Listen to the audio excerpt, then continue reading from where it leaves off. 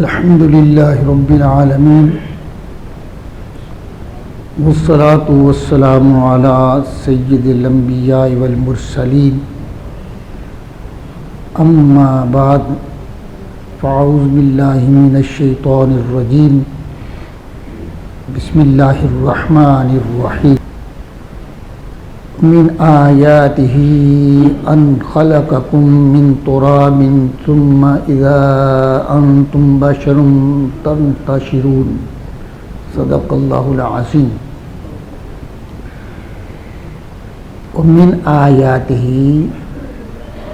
اور اس کی نشانیوں سے، یعنی اللہ تعالیٰ کی نشانیوں میں سے ایک بات یہ ہے ان خلقکم من تراب، کہ اس ذات نے تمہیں مٹی سے پیدا کیا.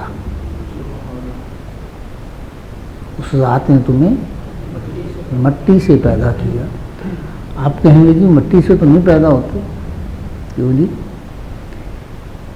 تمہاری اصل مٹی ہے. حضرت آدم علیہ السلام جو پہلے بشر ہیں، انہیں اللہ تعالیٰ نے مٹی سے ہی پیدا کیا تھا، اور فرع کے اندر اصل کا اثر ہوتا ہے. فرع کا اثر ہوتا ہے کس کا؟ اصل کا. اب دیکھیں اصل کا معنی جڑ ہوتا ہے. جڑ تو درخت کے ہر پتے میں اس جڑ کا اثر جا رہا ہے یا نہیں جا رہا ہے؟ ہاں جی. تو یہ ہے کہ دوسری بات یہ ہے، حضور کی حدیث کا مفہوم بھی ہے. حضور نے ارشاد فرمایا کہ قرآن مجید میں آتا ہے کہ ہم نے انسان کو نطفے سے پیدا کیا، پانی کے بوند سے پیدا کیا. اس میں ہے کہ اللہ تعالیٰ جب حکم فرماتا نا اس نطفے کے بارے میں کہ اس سے انسان میں پیدا ہونا ہے، تو اللہ تعالیٰ فرشتے کو حکم دیتا ہے جس جگہ اس کی قبر ہوتی ہے نا، وہاں سے وہ مٹی لیتا ہے اور اس کی ناف کے اوپر اس کو، اور بعض دفعہ یہ ہے کہ ایک حدیث میں یہ آتا ہے کہ اس نطفے کے ساتھ اس مٹی کو گوندا جاتا ہے جس سے پھر انسان کی تخلیق ہوتی ہے. ہاں جی. تو یہ دوسری اگر یہ بھی دیکھیں کہ نطفہ کس سے پیدا ہوتا ہے، کہ وہ خون سے پیدا ہوتا ہے. خون خوراک سے پیدا ہوتی ہے، اور آپ خوراک جو بھی استعمال کرتے ہیں وہ مٹی سے.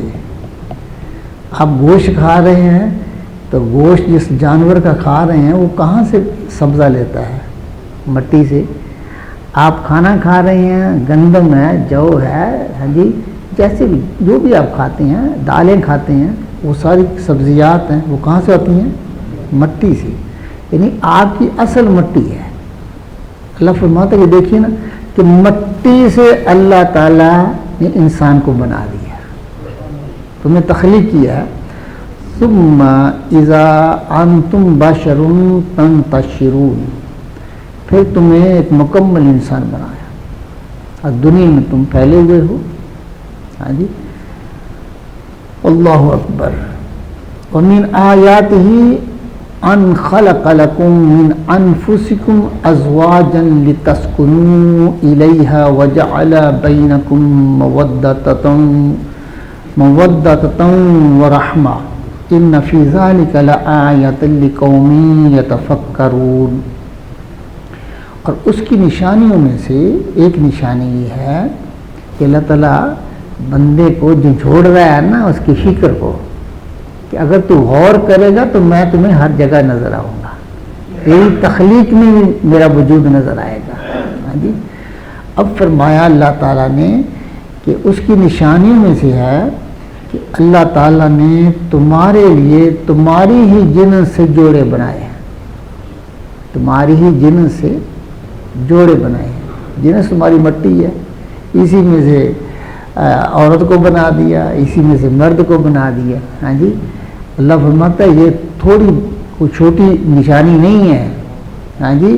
کہ اللہ تعالیٰ نے دونوں کو ایک دوسرے کی جنس سے پیدا کیا ہے. اور پھر کیا ہے، کیوں پیدا ہے؟ لتسکنوا الیہا، تاکہ تم آرام پاؤ. اس میں سکون ملے گا. آپ ایک دوسرے کے اندر سکون ہے. بیوی کا سکون مرد کے، ہاں جی، اور مرد کا سکون بیوی کے اندر. یہ اللہ تعالیٰ نے کیسا خوبصورت نظام بنایا ہے. اور فرمایا کہ جعل بینکم مودۃ، اللہ اکبر، اور تمہارے آپس میں محبت کو مضبوط کر دیا. مودت کا لفظ استعمال کیا، ہاں جی. ورحمہ، اور رحمت رکھی ہے. تمہارے آپس میں محبت اور رحمت رکھی ہے. کہ دیکھیے کس قدر محبت ہے، کس قدر رحمت ہے. بیوی کے لیے اس کا خامد رحمت ہے، اور مرد کے لیے اس کی بیوی رحمت ہے. اور رشتہ کتنا مضبوط ہے، کتنا احترام ہے اس کے رشتے کے اندر. کہ حضور صلی اللہ علیہ وسلم کی بارگاہ میں ایک شخص آیا کہ یا رسول اللہ میرا اونٹ جو ہے نا وہ بگڑ گیا ہے، وہ بولا ہے، جیسے کہتے ہیں وہ ہلکایا گیا ہے، ہاں جی، وہ کاٹتا ہے. حضور نے فرمایا چلو چلتے ہیں. دیکھیے حضور ڈاکٹر تو نہیں ہے نا، کیوں جی، کوئی ویٹرنری ڈاکٹر تو نہیں آتا، ہاں جی، لیکن صحابہ سمجھتے تھے ہماری ہر مشکل حال مصطفیٰ کی بارگاہ میں ہے. حضور کی بارگاہ میں آئے، عرض کی یا رسول اللہ میرا اونٹ نا وہ کاٹتا ہے. انہوں نے فرمایا چلو، چلے گئے. جب حضور علیہ الصلوۃ والسلام اس کے باغ میں آ گئے نا تو وہ بھاگا وہ حضور کی طرف آیا. صحابہ کہتے ہیں کہ ہم ڈر گئے کہ کہیں حضور کو نقصان ہے. یا رسول اللہ نقصان؟ فرمایا ٹھہر، خاموش ہو گئے. وہ آیا اور اس نے حضور علیہ الصلوۃ والسلام کو سجدہ کیا. اس اونٹ نے سجدہ کیا، پھر وہ اپنی زبان میں بڑبڑایا. حضور نے فرمایا ٹھیک ہے ٹھیک ہے. صحابہ نے ایسے کہ یا رسول اللہ یہ جانور ہے آپ کو سجدہ کرتا ہے، ہمارا تو زیادہ حق ہے کہ ہم بھی آپ کو سجدہ کریں. اور پھر وہ باہر تجارت کے لیے جاتے تھے، وہ دیکھتے تھے ان کے بادشاہوں کو لوگ سجدے کر رہے ہیں، تو ان کے دل میں بھی یہ انگڑائی دی اس جذبے نے کہ ہمیں بھی سجدہ کرنا چاہیے. اجازت لیتے ہیں حضور سے، اجازت لینے آئی یا رسول ہم بھی آپ کو سجدہ کریں. حضور نے فرمایا نہیں، میری شریعت میں سجدہ جائز نہیں ہے کسی کو سجدہ.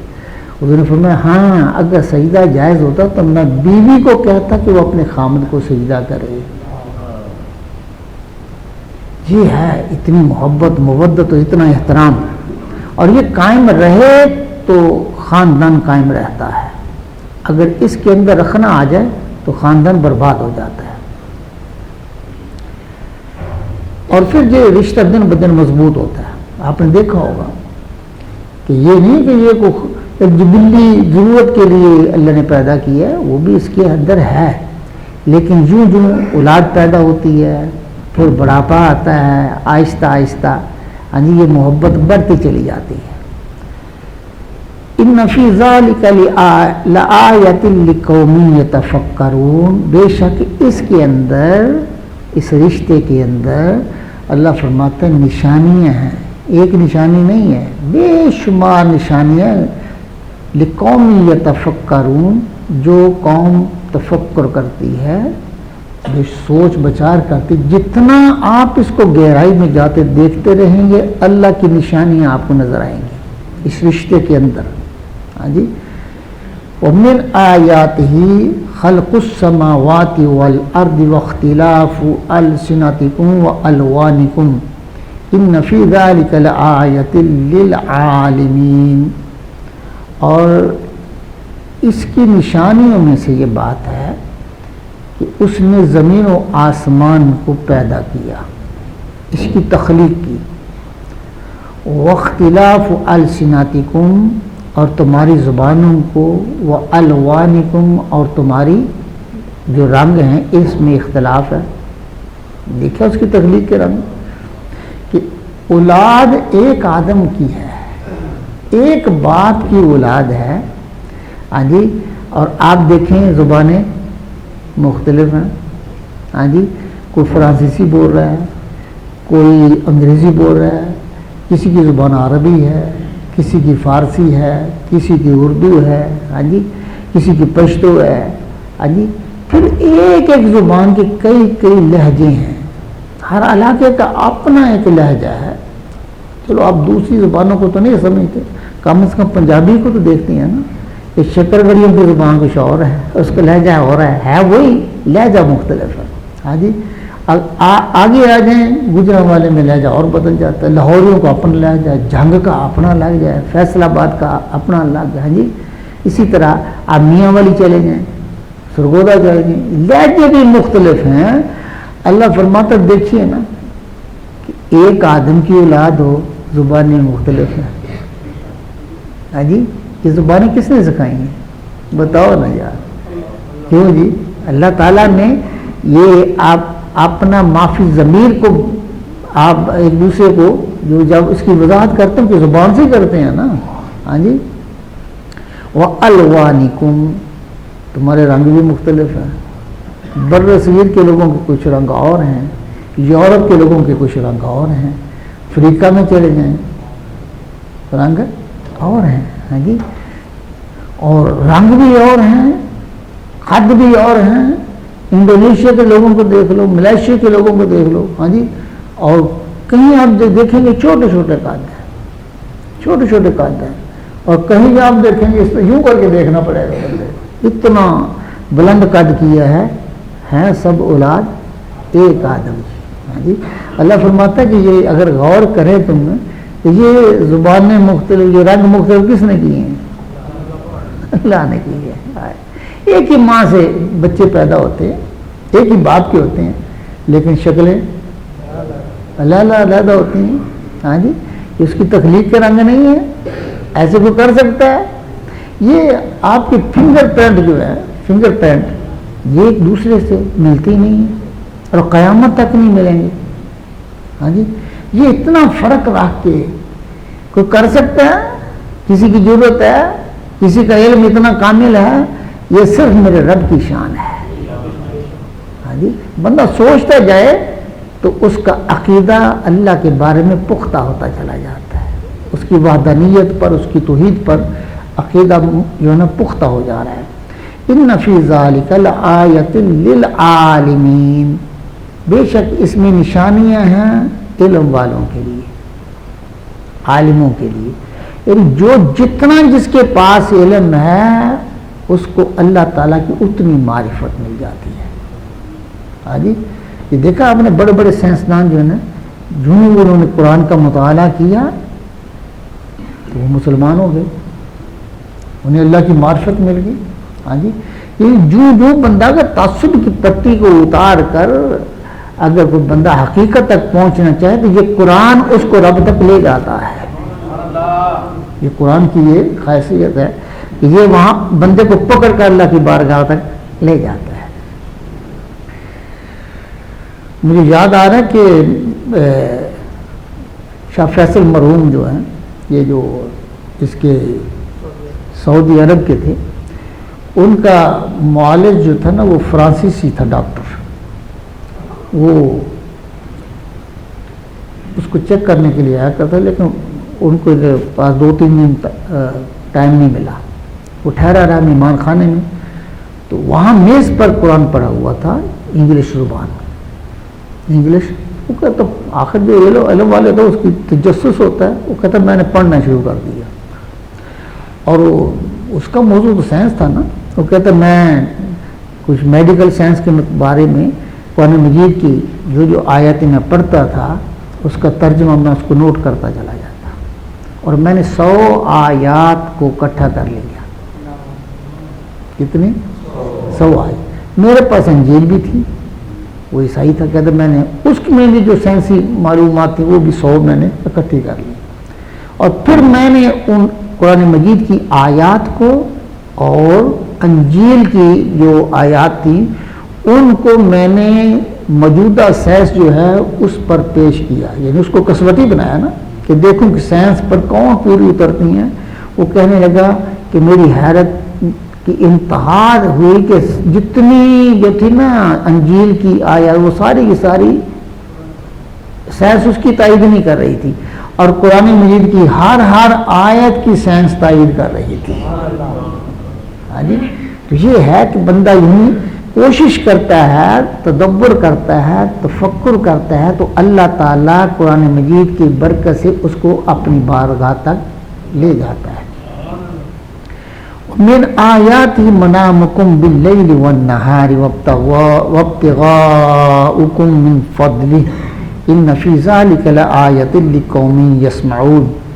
اور اس کی نشانیوں میں سے ایک یہ ہے تمہاری نیند. رات کو تمہیں نیند آتی ہے، یہ بھی اللہ فرماتا ہے میری نشانیوں میں سے ہے. آپ سو جاتے ہیں تو آپ کو کوئی خبر رہتی ہے دائیں بائیں کی، قریب ماحول کی کوئی خبر رہتی ہے؟ بالکل بے خبر ہو جاتے ہیں. یعنی یہی موت ہے نا، یعنی ایک موت کے بعد اللہ تمہیں نیند سے پھر بیدار کرتا ہے، تو یہ کیا تمہاری دوبارہ زندگی ہے؟ یہ تمہاری دوبارہ زندگی ہے.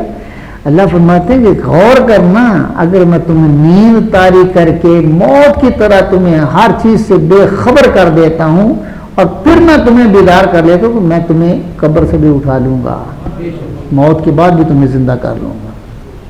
اور اس کے اندر دیکھو کتنی راحت ہے.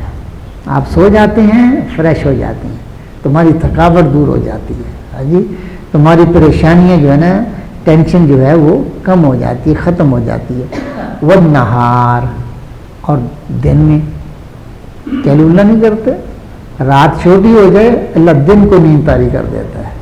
ہاں جی، یہ دن کی نیند کو کیلولہ کہتے ہیں اور رات کی جو نیند ہے اس کو لیلولہ کہتے ہیں، یعنی رات کی، لیل کی یعنی دونوں جو ہے نا راحتیں اللہ، دونوں نیندوں کو اللہ نے ذکر کیا ہے.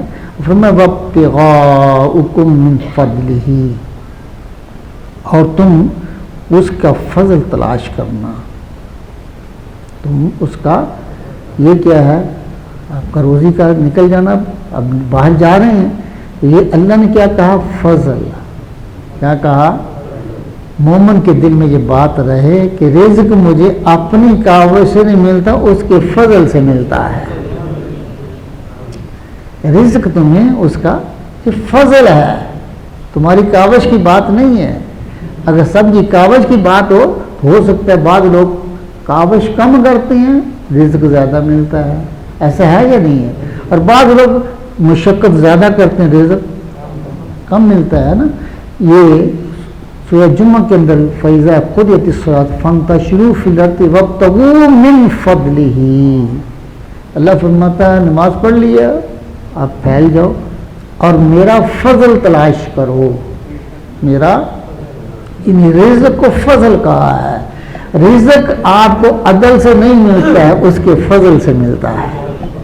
ہاں جی، ان فی ذلک لآیۃ لقوم یسمعون، بے شک اس میں بھی نشانی ہے سننے والوں کے لیے. من آیات یریکم البرق خوفا وطمعا وینزل من السماء ماء فیحیی به الارض بعد موتها ان فی ذلک لآیۃ لقوم یعقلون. اور اس کی نشانیوں میں سے ہے کہ تمہیں بجلی دکھاتا ہے، تمہیں آسمان سے بجلی چمکتی ہے یا نہیں؟ خوف پیدا ہوتا ہے یا نہیں ہوتا؟ ہاں جی، جب اس کی کڑک آتی ہے خوف پیدا ہو جاتا ہے. اللہ فرماتا ہے اس کے اندر خوف بھی ہے، طمع بھی ہے.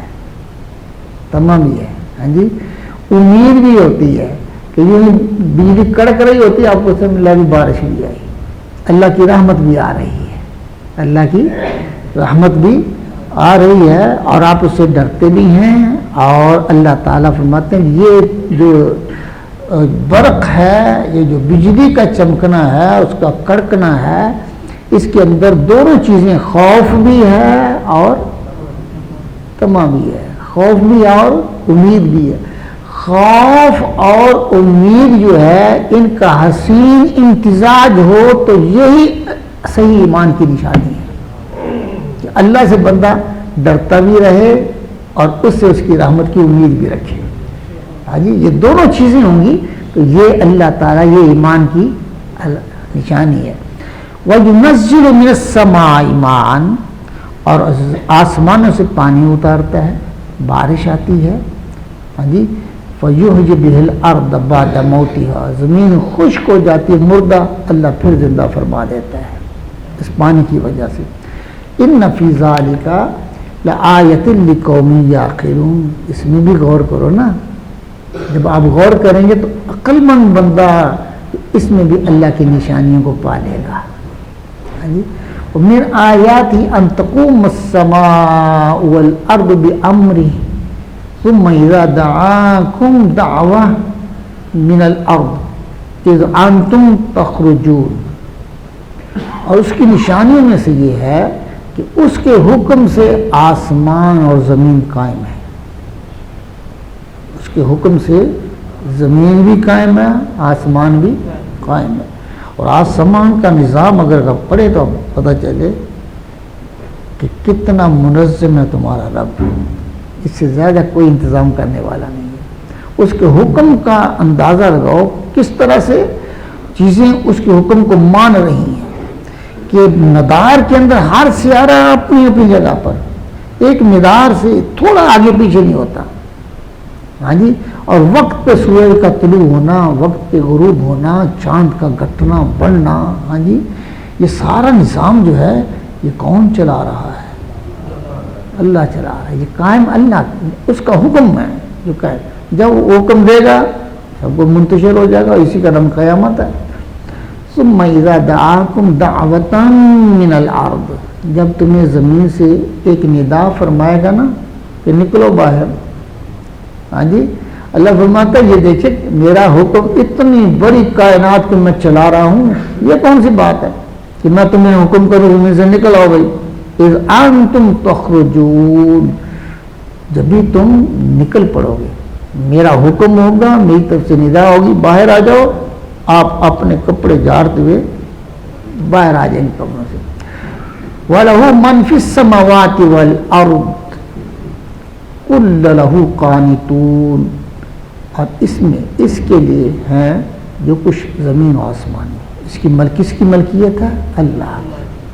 ملکیت کے لیے دیکھیے, یا تو یہ ہے کہ بندہ کا آبا و اجداد کو جائیداد چھوڑ جائیں تو وہ اس کی ملکیت ہو جاتی ہے, یہ وراثت میں ملتی ہے. یا پھر یہ ہوتا ہے کہ بندے کو محتاجی ہے, کوئی اس کو اپنی دے دے. تیسری چیز ہوتی ہے کہ بندہ خود اس پر محنت کرتا ہے, اس کو بناتا ہے, اس کی وہ ملکیت ہوتا ہے. اللہ کو کسی نے وراثت تو دی نہیں ہے, کیوں جی؟ اللہ کسی کا محتاج بھی نہیں ہے. اس کا معنی یہ ہے کہ اللہ نے ہر چیز کو خود تخلیق کیا ہے, اس لیے وہ ہر چیز کا مالک ہے. زمین و آسمان کی ساری مخلوق کو اسی نے تخلیق کیا ہے اور وہی اس کا مالک ہے. کل لہو قانتون, سب اس کے زیر حکم ہے, اس کے فرما بردار ہے, تابع فرمان ہے. ہاں جی. اس کے حکم, یہ کہتے ہیں نا اس کے حکم کے بغیر تو پتہ نہیں ہلتا. ہاں جی. تو یہ بات ٹھیک ہے نا. وَهُوَ الَّذِي يَبْدَأُ الْخَلْقَ ثُمَّ يُعِيدُهُ وَهُوَ أَهْوَنُ عَلَيْهِ وَلَهُ الْمَثَلُ الْأَعْلَى فِي السَّمَاوَاتِ وَالْأَرْضِ وَهُوَ الْعَزِيزُ الْحَكِيمُ. اور وہی ہے کہ اول بناتا ہے, یعنی سب سے پہلے تخلیق اسی نے کی ہے. ہاں جی. یبدأ الخلق ثم یعیدہ, پھر اسے دوبارہ بنائے گا, پھر اس کو دوبارہ بنائے گا. یعنی قیامت آئے گی, ہاں جی, سور پھونکا جائے گا اور ہر چیز فنا ہو جائے گی. ہر چیز فنا ہوئی, لیکن اس کے بعد پھر اس کا حکم ہوگا, پھر سب کو زندہ کر لے گا. ہاں جی. دوبارہ اٹھائے گا. اللہ فرماتا ہے کہ وَهُوَ أَهْوَنُ عَلَيْهِ, دیکھیے یہ زیادہ آسان ہے اس کے لیے دوبارہ اٹھانا. یہ میں نے کل عرض کیا تھا نا کہ دیکھیے اول بنانا کہ جب کوئی یعنی مٹیریل ہی نہیں ہے. دیکھو نا اللہ فرما بدیع السماوات والارض, اللہ زمین و آسمان کو پیدا کرنا. یہ یہاں لفظ بدیع ہوتا ہے. بدیع کا کیا معنی ہے کہ مٹیریل نہ ہو پھر کسی چیز کو تخلیق کر دینا. اور یہ شان کسی کی نہیں ہے, یہ اللہ کی شان ہے. یہ اللہ کی شان ہے. کون فرمایا سب کچھ بنا دیا ہے؟ یہ تو تمہارا مٹیریل ہی نہیں تھا, اللہ نے تمہیں پیدا کر دیا, بنا دیا. یہ تو پہلی تخلیق ہے. دوبارہ اٹھانا کون سا مشکل ہے؟ پھر بھی کچھ نہ کچھ تو ہوگا نا, قبروں کے اندر کچھ نہ کچھ تو ہوگا. اللہ فرماتا ہے یہ آسان ہے. وَهُوَ أَهْوَنُ عَلَيْهِ, کہ اس سے آپ کو تخلیق کرنا یہ کچھ آسان ہے. وَلَهُ الْمَثَلُ الْأَعْلَى فِي السَّمَاوَاتِ وَالْأَرْضِ، اور اسی کے لیے سب سے برتر شان، مثل الاعلیٰ کا معنی بہترین شان، سب سے بڑھ کر شان، آسمان اور زمین میں اس جیسی شان کسی کی نہیں ہے۔ وَهُوَ الْعَزِيزُ الْحَكِيمُ، اور وہی عزت و حکمت والا ہے۔ اللہ تعالیٰ سے دعا ہے اللہ تعالیٰ ہم سب کی حاضری قبول فرمائے۔ وآخر دعوانا ان الحمد للہ رب العالمین۔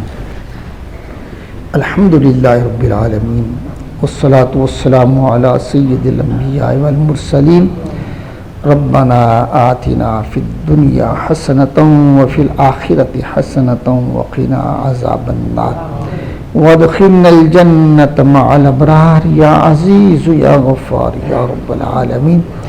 مولا کریم ہم سب کے گناہوں کو معاف فرما دے، اپنی رحمتیں شامل حال فرما، ہم سب کو صحت و تندرستی عطا فرما، اپنی بارگاہ سے پاکیزہ رزق عطا فرما، اپنی رحمتیں شامل حال فرما، ہمارے آباء و اجداد مشائخ اساتذہ کی حتمی بخشش و مغفرت فرما، ان کی قبروں پر کروڑہا رحمتیں عطا فرما۔ یا اللہ اپنی محبوب کے صدقے سے ہمارے جو نمازی فوت ہو چکے ہیں سب کی بخشش و مغفرت فرما، ان کی قبروں پر کروڑوں رحمتیں عطا فرما۔ اپنے حبیب علیہ السلام کے صدقے سے ہماری اس بستی پہ اپنا کرم فرما۔ یا اللہ حضور علیہ السلام کے وسیلے سے ہمارے شہر کی خیر فرما، ہمارے ملک کی خیر فرما، عالم اسلام کی خیر فرما، عالم اسلام کو فتح نصرت عطا فرما۔ اپنے حبیب علیہ السلام کے صدقے سے اسلام کا بول بالا فرما، اسلام کو عزت و عظمت عطا فرما، حضور کی امت کی خیر فرما۔ ربنا تقبل منا انک انت السمیع العلیم وتب علینا انک انت التواب الرحیم۔ صلی اللہ تعالی علی حبیبہ سیدنا و مولانا محمد وعلی آلہ واصحابہ اجمعین برحمتک یا رب۔